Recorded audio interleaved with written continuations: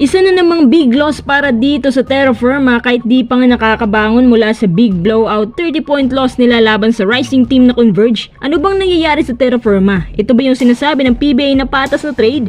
Kung sa bagay, ang Hinebra nga ngayon tinalo lang ng Blackwater eh.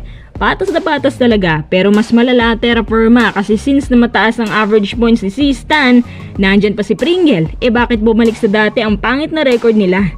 Ating sasagutin yan dito sa Sports Desk Media. At bilang suporta, click subscribe and share sa ating YouTube channel.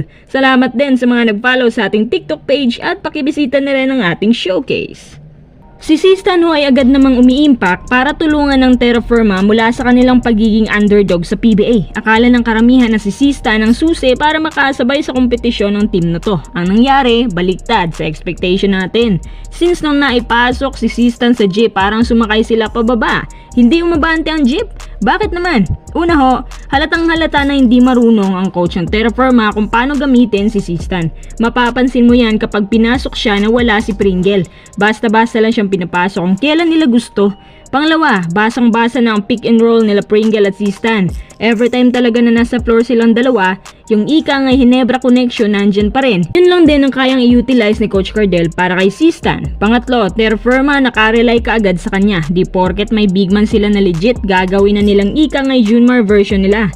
Pang-apat, ang opensa ng Terra Firma hindi na gaya ng dati. Pwede din nating sabihin na hindi na maganda ang pasahan nila, pati ang balasahan, pati na rin ang ball movement.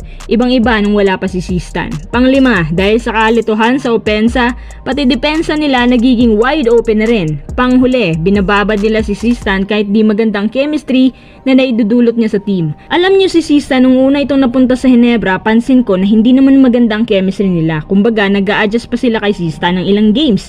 Yan ang disadvantage ni C-Stan, pero kalaunan, naging finals MVP pa nga. Si Pringle mga kuys walang problema.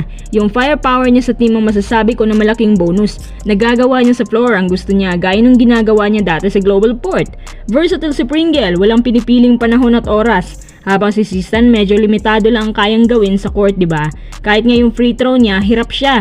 Kumbaga 30% lang siya sa jumpers at walang ability sa 3-point field. Pero sa depensa, dribble drive, pati pick and roll, hindi naiiwan si C-Stan dyan. Ibang klaseng power play niyan. Bangga kung bangga. Siya din na nakapagtala lamang ng 6 to 7 rebounds per game kaya hanggang dun na lang kaya niyang gawin. All in all, yun ang lakas ni C-Stan. Pang malakas ang power play. Naniniwala ako na hindi komportable ang Terra Firma dito. Last conference, magandang pinakitan lang lahat ng Terra Firma, nakakatira ng up to 52% field goal sa team stats. At ang kanilang sistema mostly ay sa outside shots. Ganyan lang Terra Firma pero naka-adapt po sila sa bagong system ngayon, especially na lumalawak ng pace at almost outside shots na ang liga.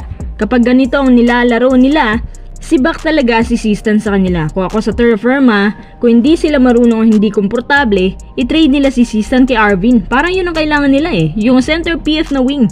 Nga pala, habang papatapos ang laban, makikita mo sa video na to na pinapangaralan niya ang kanyang mga teammates na para bang may tinituro siya sa kanila.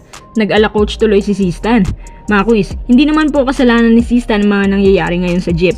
Para sa akin sadyang hindi lang siya bumagay sa kanila. Mas magaling pa nga si C-Stan sa Northport kasi nakuha niya ang kanyang kauna-unahang Best Player of the Conference Award mula sa team na yon. Mga quiz, maaari nyo ba i-comment sa baba kung ano ang dapat at tamang gawin ng Terra Firma kay C-Stan para maging effective? Posible kaya na ma-trade siya?